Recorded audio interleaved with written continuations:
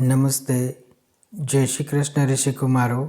શ્રી બાબળેશ્વર સંસ્કૃત મહાવિદ્યાલય અંતર્ગત online education સિરીઝમાં આપ સૌ ઋષિકુમારોનું હાર્દિક સ્વાગત છે. વિદ્યાર્થી મિત્રો, આપણે ધોરણ 12ના ઇંગ્લિશમાં જે નવો પાઠ શરૂ કરેલો, જે પાઠનું નામ હતું ધ એડજસ્ટમેન્ટ, એ પાઠ વિશે આપણે થોડી ઘણી વાતો કરેલી, જેમાં આપણે જોયું હતું કે લેખક તેની નાના અને નાની સાથેની વાતો આપણી સાથે શેર કરે છે. લેખક એવું કહે છે કે અમે અમારા નાનાને નાનીના અંતિમ સંસ્કારમાં ન લઈ ગયા, તે અમારી એક ભૂલ હતી. પરંતુ નાના છે એ એવી રીતે જીવે છે કે જાણે નાની હજુ મૃત્યુ નથી પામ્યા, જીવિત છે. કેટલીક વાતોને વાગોળતા લેખક એવું કહે છે કે નાની વાતોમાં પણ ઝઘડા કર્યા કરતા. કેટલીક વખત એવું બનતું કે ઝઘડો એટલો મોટો થઈ જતો કે એકબીજા સામે એ બોલવામાં પણ બોલતા પણ નહીં. અને જ્યારે અમે એવું કહેતા કે તમે કેમ એકબીજા સાથે અનુકૂળતા નથી સાધી શકતા, ત્યારે નાના એવું કહેતા અમને કટાક્ષમાં કે દીકરા આવું તો ચાલ્યા કરે, અમને એકબીજા સાથે અનુકૂલન સાધતા થોડો સમય લાગે. આ એમની વાતો સાંભળી લેખક એવું કહે કે અમને બહુ મજા પડતી, પણ માં છે એ હંમેશા અમને ઠપકો આપતી કે તમે તમારા નાનાને ગુસ્સો કરાવો છો અને સહન મારી માં એટલે કે લેખકની નાનીને કરવું પડે છે. આ રીતે જ્યારે ઝઘડો થતો ત્યારે નાની છે એ નાનાને એવું કહેતા કે તમે મારો આભાર માનો કે મેં તમને 2 દોહિત્રો આપ્યા છે. હવે તમે ભગવાનને ખાતર બોલવાનું બંધ કરો, મોઢું તમારું બંધ રાખો, ઝઘડા બહુ મારી જોડે ના કરો. આગળ કહે છે નાની કે જ્યારે એના પિતાજીએ બીજી વાર લગ્ન કર્યા ત્યારે નાની અને એનો ભાઈ 2 નાની ઉંમરના હતા. એને હજુ યાદ છે. નાની કહેતા કે જ્યારે મારા પિતાજી ઘરમાં એન્ટર થતા, પ્રવેશ કરતા, ત્યારે વટભેર ચાલતા.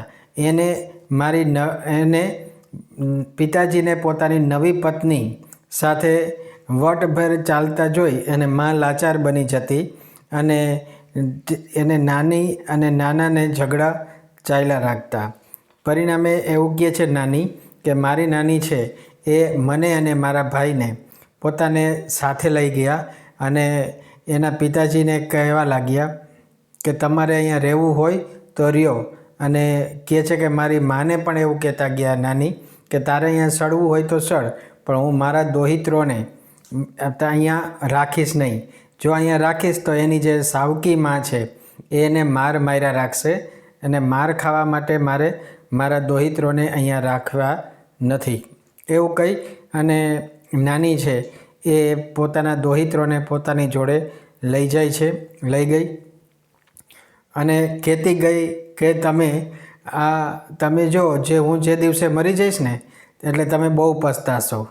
તમે આ 2 બાળકોની મા સાથે બોલતા નથી ને એ લોકો પણ તમારી સાથે વાત નહીં કરે, બોલશે નહીં, અને બસ તમે એકલા અગાસીમાં બેઠા આ તડકો ખાજો. માંડ સાંભળી શકાય એવા ધીમા અવાજે નાના ત્યારે કહેતા કે ઉંમરમાં તો હું તારા કરતાં મોટો છું, તું રાહ જો કોણ પહેલાં જાય છે, તું પહેલાં મૃત્યુ પામીશ કે હું. અને નાનીએ ખરેખર નાનાની પહેલાં વિદાય લઈ લીધી. એનું દુઃખ એટલું બધું થયું કે નાના છે એ પોતાની શરત હારી ગયા હોય એવી રીતે એણે પોતાનો ગુસ્સો છે એ પોતાના ભોજન ઉપર ઠાલવ્યો અને જે પીરસેલી થાળી હોય એને દૂર ધકેલી દેતા અને કહે કે જા એને કહી દો કે મારે જમવું નથી, અને પોતાના રૂમની અંદર બંધ કરી દેતા અને કલાકો સુધી પોતાના રૂમમાંથી દૂર ન જતા. નાનીના મૃત્યુ પામ્યા બાદ લેખક છે એ નાનીની જેટલી પણ વસ્તુઓ હતી, ચીજ વસ્તુઓ, એ બધી હટાવી લીધી, જેથી કરી અને રૂમ રહેવાલાયક બને, નાનાને અનુકૂળ આવે એવો પ્રયાસ કરવા માટે તેણે વસ્તુઓ નાની જે યુઝ કરતા એ વસ્તુઓને હટાવી લીધી. પલંગને જ્યાં હટાવવાનો પ્રયાસ કરવા લાગ્યા લેખક. ત્યાં તો દાદાએ કર્કશ અવાજે કહ્યું કે એને તો અહીંયા જ રહેવા દો પલંગને, નહીં તો એ બીજે ક્યાં સૂશે, તમારી નાનીને સૂવા માટે ક્યાં જશે. એ દિવસે જ્યારે અસ્થિનું વિસર્જન કરવાનું હતું એ દિવસે પણ નાના છે એ પોતાના રૂમની અંદર જ પૂરાઈને રહ્યા. જ્યારે લેખક કહે છે કે હું રૂમની અંદર ગયો, મેં જોયું તો નાના છે એ નાનીના પલંગ ઉપર બેઠા હતા અને અસ્થિકુંભનો સ્પર્શ કર્યો અને કીધું કે એને અહીંથી લઈ જાઓ. આખી જિંદગી મારી સાથે ઝઘડો જ કરતી રહી તમારી નાની, હવે એને અહીંથી મારી પાસેથી દૂર લઈ જાઓ. આ થોડોક બદલાવ હતો એ દિવસે, પણ અમે લેખક કહે છે કે નાના પ્રત્યે બહુ ધ્યાન ના આપ્યું. એક દિવસ એવું કહે છે કે મેં જોયું તો નાના છે એ નાનીની શરદીની જે દવા પડેલી બોટલ એની સાથે મેં એને પકડી લીધા અને એ બોટલમાંથી દવા કાઢી રહ્યા હતા. ત્યારે મેં એને પૂછ્યું કે નાના તમે આ શું કરો છો. ત્યાં સુધી આપણે જોયું હતું. ત્યાંથી આગળ જોઈએ. લેખક જ્યારે નાનાને પૂછે છે કે નાના આ તમે શું કરી રહ્યા છો, એનો જવાબ આપતા નાના કહે છે what am I suppose to do then. શું કહે છે અહીંયા કે what am I suppose to do then, તો પછી મારે બીજું શું કરવું. This damn cough just doesn't let up. આ હલકટ એવી ખાંસી શરદી એ જવાનું નામ જ નથી લેતી, તો હું બીજું શું કરું, દવા જ પીવી પડે ને મારે. આગળ કહે છે exactly the same turn of phase that nani would have used. અહીંયા શું કહે છે, અહીંયા લેખક એવું કહે છે કે exactly the same turn of the phrase that nani would have used. નાના છે એ એવા જ ટોનમાં બોલતા હતા કે જે રીતે નાની બોલતા હોત તો એ પણ આવી જ રીતે વાત કરતા હોત. એટલે નાના છે એ નાનીના લયમાં બોલતા હતા. હી પોઝડ, પછી એ અટક્યા થોડી વાર. Through me a look and side. શું કહે છે કે મારી સામે એક ઉડતી નજર નાખી અને બોલ્યા. શું બોલ્યા નાના? When this bottle gets over. When એટલે જ્યારે, ધીસ બોટલ એટલે આ શીશી, ગેટ્સ ઓવર એટલે પૂરી થઈ જાય. જ્યારે આ બોટલ પૂરી થઈ જાય, get me a new one. Get me a new one, મારા માટે એક નવી બોટલ લાવી આપજે. આવું નાના છે એ નાનીને કહે છે કે શરદીની આ બોટલ પૂરી થાય, લેખકને કહે છે નાના કે શરદીની આ બોટલ પૂરી થાય ત્યારે મારા માટે નવી બોટલ લાવી આપજે. I was a little taken aback. કહે છે લેખક કે નાનાની આ વાત સાંભળી અને હું થોડો અવાચક બની ગયો, થોડોક ચોંકી ઉઠ્યો. આઈ હેડ નેવર હિયર્ડ હિમ કફિંગ.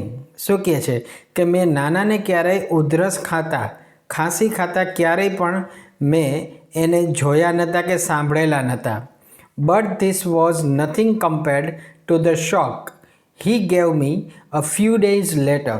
આગળ કહે છે કે થોડા દિવસ પછી નાનાએ અમને જે આઘાત આપ્યો એની પાસે તો આ આઘાત બિલકુલ કાંઈ ના કહેવાય. આગળ કહે છે but this was nothing compared to shock he gave me a few days letter.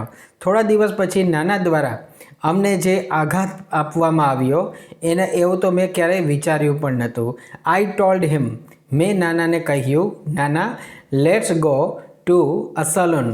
નાનાને લેખક કહે છે કે મેં નાનાને વિનંતી કરી કે ચાલો નાના આપણે વાળંદની દુકાને જઈએ. You need a hair cut. તમારે વાળ કપાવવાની જરૂર છે, તમારા વાળ વધી ગયા છે, તો ચાલો નાના આપણે વાળંદની દુકાને જઈએ. આઈ ઇન્સિસ્ટેડ. આગળ કહે છે મેં એને આગ્રહ રાખ્યો, મતલબ વારંવાર વાત કરી. If you don't want to go then. જો તમારે ત્યાં વાળંદની દુકાને ન જવું હોય, I will call a barber home. તો જે વાળંદ છે એને હું ઘરે બોલાવી આવું. ત્યારે નાના જવાબ આપે છે he did not even bother to look at me this time. આ વખત તો એણે મારી સામે જોવાની તસદી પણ ન લીધી. He began to shake his head. તેણે પોતાનું માથું નકારમાં ધૂણાવ્યું. નો હી વિલ કિલ મી. ના, એ મને મારી નાખશે. He will kill me. તે મને મારી નાખશે. He does not like my hair cut short કે છે કે હું મારા વાળ કપાવું એને જરાય નહીં ગમે. મતલબ કે નાના અહીંયા બોલતા હોય એ રીતે બોલતા હતા કે જાણે ખુદ નાની કેમ બોલતા હોય. એટલે એવું લાગતું કે નાની જો પોતાના વાળ કપાવી લે તો નાનાને બિલકુલ ગમે નહીં. ટૂંકા વાળવાળી સ્ત્રી એને ગમે નહીં. એટલે નાના છે એ અહીંયા હવે નાનીમય બની ગયા હતા કે નાના પોતે જાણે નાની હોય ને એ રીતે વાત કરતા હતા કે ના મારે વાળ કપાવવા નથી, જો હું વાળ કપાવીશ તો એ મને જીવતી મારી નાખશે. હી વિલ નેવર અપ્રૂવ, તે મને ક્યારેય વાળ કપાવવાની રજા નહીં આપે. હિઝ ઇન્ટોનેશન વોઝ નેઝલ કે છે કે એના નાનાના જે શબ્દો હતા એ નાનાના જાણે નાકમાંથી નીકળી રહ્યા હોય એવું લાગતું હતું. એક્ઝેક્ટલી લાઇક નાનીઝ, જેમ નાની બોલતા અમુક શબ્દો એના નાકમાંથી નીકળતા સ્વર. એટલે કહે છે કે નાના એ રીતે લયમાં બોલ્યા કે જાણે નાની બોલતા હોય એવું લાગતું હતું. આગળ કહે છે કે it seemed as if it was નાની who was speaking. I moved back a little worried કે છે કે એવું લાગતું હતું કે જાણે નાની ખુદ બોલી રહ્યા હોય. એટલે હું થોડોક ચિંતા મને થઈ અને હું પાછો ખસી ગયો એવું અહીંયા લેખક કહે છે. આગળ કહે છે કે I had a friend doctor K D. Kamble, a psychiatrist. I called him over. હવે સાયક્રિયાટ્રિસ્ટ છે ને એ મનોચિકિત્સક હોય છે, મનોરોગના દર્દી જે ડૉક્ટર હોય છે. કે છે લેખક કે મારો એક મિત્ર હતો ડૉક્ટર કે.ડી. કામ્બલે કે જે મનોચિકિત્સક હતા અને મેં એક વખત એને અમારા ઘરે બોલાવ્યા. આઈ કોલ્ડ હિમ ઓવર એટલે મેં એને ઘરે બોલાવ્યા. હી ટોક ટુ નાના એટ લેન્થ. તેણે નાના સાથે લંબાણપૂર્વક કલાકો સુધી વાત કરી. 4 hours કલાકો સુધી. મોસ્ટ ઓફ ધ ટાઈમ નાના કેપ્ટ ક્વાઇટ. મોટાભાગના પ્રશ્નોના જવાબ વખતે નાના એકદમ ચૂપ રહ્યા. ક્વાઇટ ચૂપ રહ્યા પણ કેપ્ટ ક્વાઇટ એક તદ્દન ચૂપ રહ્યા. He did not answer most of doctor Kamble's queries. તેણે ડૉક્ટર કામ્બલેની જે ઇન્ક્વાયરી હતી એમાં કોઈ પણ જાતનો એણે જવાબ આપ્યો નહીં. કોઈ પણ પ્રશ્નના જવાબમાં એ ચૂપ રહ્યા. But when he did he spoke like નાના normally did and in his own voice. અને જ્યારે પણ નાનાએ ડૉક્ટર સાથે કંઈક બોલવાનું થયું ત્યારે તેણે મોટાભાગે જવાબ આપ્યા એવી રીતે આપ્યા કે જાણે નાના ખુદ જ બોલતા હોય. મતલબ કે નાનીની લયમાં કોઈ જવાબ આપ્યા નહીં. અને આગળ કહે છે હી સ્પોક લાઇક નાના normally did and in his own voice. Something else became evident two.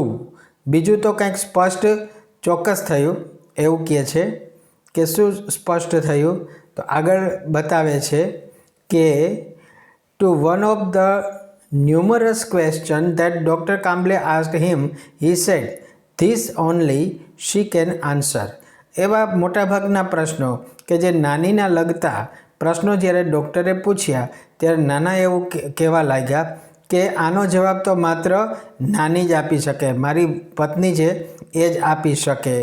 અને શી કહે છે કે આઈ વિલ આસ્ક હર, હું એને પૂછી જોઈશ. આઈ વિલ આસ્ક હર, હું એને પૂછી જોઈશ. ક્યારે? વેન શી કમ્સ, જ્યારે તે આવશે ત્યારે હું પૂછી જોઈશ. તો આ સંવાદ પરથી ડૉક્ટર છે એ ડિસિઝન ઉપર આવે છે કે નાના હજુ એવું જ સમજે છે કે નાની મૃત્યુ પામી નથી, નાની જીવિત છે. Doctor Kamble shot back. Doctor Kamble તરત જ પૂછ્યું. શું પૂછ્યું એણે? વેર હેઝ શી ગોન, કે નાની ક્યાં ગઈ છે? ત્યારે એ પ્રશ્નના જવાબમાં નાના છે એ કહે છે કે the end of his lips curled up a little in a smile. થોડુંક અટ્ટહાસ્ય પોતાના ચહેરા પર લાવી, હોઠ પર લાવી અને કહ્યું, oh she doesn't really ever tell me her whereabouts. કહે છે કે નાનીના કંઈ ઠેકાણા ન હોય, એ કોઈ દિવસ મને ક્યારેય કહીને ક્યાંય જતી નથી, મને શું ખબર એ ક્યાં ગઈ હશે. આગળ કહે છે વેન નાના લેફ્ટ, જ્યારે નાના છે એ ડૉક્ટર કામ્બલે પાસેથી ઊભા થઈ અને પોતાના રૂમમાં જતા રહ્યા. ડૉક્ટર કામ્બલે સેડ, ત્યારે ડૉક્ટર કામ્બલેએ અમને કહ્યું, હી ડઝ નોટ પરસીવ યોર નાની એઝ ડેડ. ડૉક્ટર કામ્બલેએ અમને કહ્યું કે તમારી નાના છે એ મૃત્યુ પામી છે એવું સમજતા નથી. He has begun to live a double life. તમારા નાના છે એ બેવડું જીવન જીવે છે. મતલબ કે નાના અને નાની બંનેનું મિશ્રિત જીવન જીવી રહ્યા છે. In fact there more of her and less of them. કે છે કે નાના પોતાનું જીવન ઓછું જીવે છે પણ પત્નીની લાઈફ વધારે જીવી રહ્યા છે. પોતે નાની હોય એવું જીવન વધારે જીવી રહ્યા છે એવું અહીંયા કહ્યું છે. હી has begun two think of himself as નાની. તે પોતે ખુદ નાની હોય એવું માની અને જીવી રહ્યા છે. Whatever happens it happens to her. જે કંઈ પણ થાય એ જાણે નાનીને થતું હોય એ રીતે એવું અહીંયા સ્પષ્ટ કરેલું છે. She is the one who needs to be fed. નાના છે એને એટલા માટે જમે છે કે નાનીને જમવું છે. નાનીને ભૂખ લાગી છે એટલે નાનીને ભોજન કરાવવા માટે જમાડવા માટે થઈ અને નાના છે એ ભોજન લે છે. She is the one who feels thirsty. એટલા માટે નાના પાણી પીએ છે કારણ કે તેને એવું ફીલ થાય છે કે નાનીને તરસ લાગી છે. She is the one of who feels the pain. અને જે દુઃખ દર્દ થાય છે નાનીને એન્ડ એટલા માટે એ દવા પીએ છે. And it is she who takes. શું લે છે એ? તો કે હુ ટેક્સ ધ મેડિસિન્સ. નાનીને પીડા થાય છે, દર્દ થાય છે એટલા માટે નાના છે એ ગોળીઓ લે છે ડૉક્ટર પાસેથી. જે દવા લીધેલી એવું કહે છે કે એ નાનીને તકલીફ થાય છે એટલા માટે નાના છે એ ગોળી લે છે. આગળ મેડિસિન બાદ આપ્યું છે he only swallows the pills on her behalf. નાના છે એ નાનીના બદલામાં ગોળીઓ લે છે, ગોળી પીએ છે એવી અહીંયા વાત કરી છે. I drove the good doctor back to his home. આ ભલા માણસ ડૉક્ટરને એના ઘરે હું મૂકવા માટે ગયો. He said that. ત્યારે ડૉક્ટરે મને કહ્યું, શું કહ્યું? નાના was suffering from a sort of dissociative personality disorder. કે તમારા નાના છે એ બેવડું જીવન જીવવાની જે બીમારી છે એમાંથી પસાર થઈ રહ્યા છે. The condition was little understood.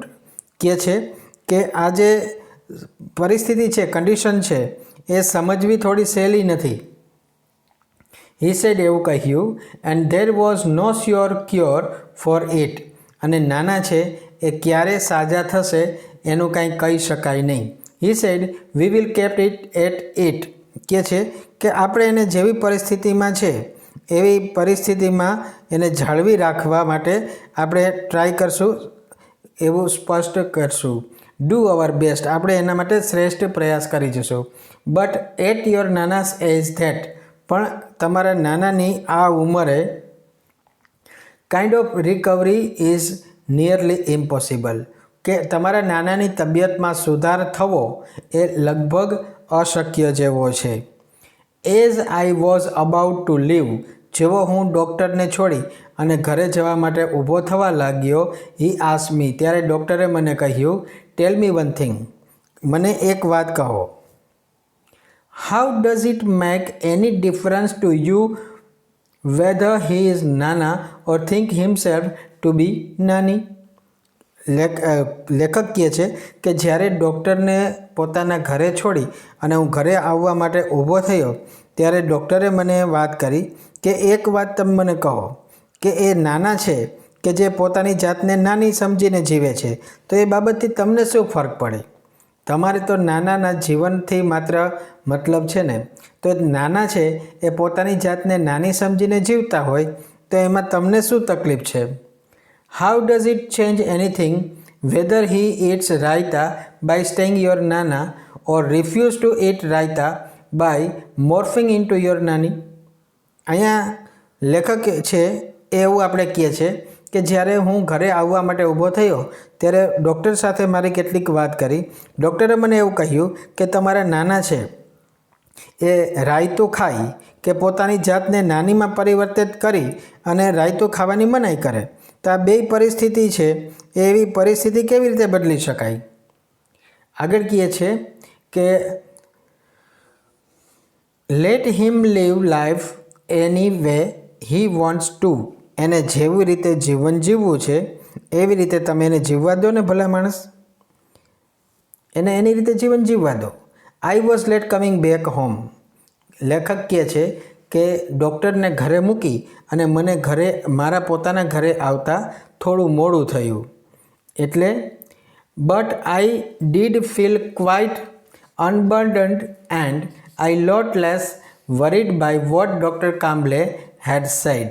કહે છે કે મને ડૉક્ટર કામ્બલે જે કહ્યું એનાથી હું થોડોક હળવો થઈ ગયો, બોજ મુક્ત થઈ ગયો એવો મને અહેસાસ થવા લાગ્યો. આઈ થોટ, મેં એવું વિચાર્યું ધ વે નાના હેડ મેડ હિઝ એડજસ્ટમેન્ટ વિથ નાની. મેં એવું વિચાર્યું કે નાના છે એણે નાની સાથે રહેવા માટે પોતાની જાતને એડજસ્ટ કરી લીધી, પોતાની જાતને અનુકૂળ કે સુમેળ સાધી લીધો. We too should make adjustment with him. તો આપણે પણ નાનાને સાથે જીવતા જે એડજસ્ટમેન્ટ કરવું પડે, સુમેળ કરવો પડે એ કરી લેવો જોઈએ. મતલબ કે નાના જેવી જીવન જીવે છે જેવી રીતે એવું એનું જીવન અમારે સ્વીકારી લેવું જોઈએ. I reached home. કહે છે કે હું ઘરે પહોંચ્યો. વેન આઈ વોકડ ઇન્ટુ નાનાઝ રૂમ. જ્યારે હું નાનાના રૂમમાં ચાલતો ગયો. શા માટે? To walk him up. તેને ઉઠાડવા માટે. કે હું નાનાના રૂમમાં જ્યારે એને ઉઠાડવા માટે ગયો. I found him. ત્યારે મેં એને જોયા. કેવી રીતે જોયા? સ્લીપિંગ ઇન નાનીઝ બેડ. જ્યારે હું નાનાને ઉઠાડવા માટે ગયો તો મેં નાનાને નાનીના પથારી પર, એના પલંગ પર સૂતા જોયા. આઈ લિફ્ટેડ ધ બ્લેન્કેટ. નાનાએ જે બ્લેન્કેટ ધાબળો ઓઢેલો એ ધાબળો છે એ મેં ઊંચો કરી અને નાનાને ઉઠાડવા પ્રયાસ કર્યો. To walk him up. I was stunned. જેવો મેં ધાબળો છે એ ઊંચો કરી અને ઉપાડ્યો ત્યાં તો હું ડઘાઈ ગયો, હું આઘાત પામ્યો. શા માટે? હી વોઝ સ્લીપિંગ ઇન નાનીઝ ધોતી એન્ડ બ્લાઉઝ. કે નાનાની પથારીમાં જ્યારે નાનાને હું જગાડવા માટે ગયો તો મેં જોયું કે નાના પથારીમાં સૂતાતા હતા. અને કેવી રીતે સૂતાતા? તો કે નાનીની ધોતી અને સાડી પહેરીને. એ નાના છે એ નાનીમય બનીને પથારીમાં સૂતાતા. મતલબ કે અહીંયા નાના છે એના આયુષ્યનો અંત આવ્યો, એમનું શરીર શાંત પડ્યું. તો નાના આ રીતે નાનીના જીવનમાં નાની જેવું જીવન જીવતા જીવતા એમણે વિદાય લીધી. એવો કરુણ અંત આ સ્ટોરીમાં આવ્યો છે. તો વિદ્યાર્થી મિત્રો, આ આપણા પાઠનો મુખ્ય ભાષાંતર હતું. આ ભાષાંતરથી આપણે પાઠને સમજવો સરળ પડ્યો હશે. તો આ પાઠ છે એ અહીંયા આપણે પૂરો જાહેર કરીએ છીએ. ફરી વખત જ્યારે આપણે મળશું ત્યારે નવા અભ્યાસ સાથે અચૂક મળશું. ત્યાં સુધી સૌ ઋષિકુમારોને જય શ્રી કૃષ્ણ.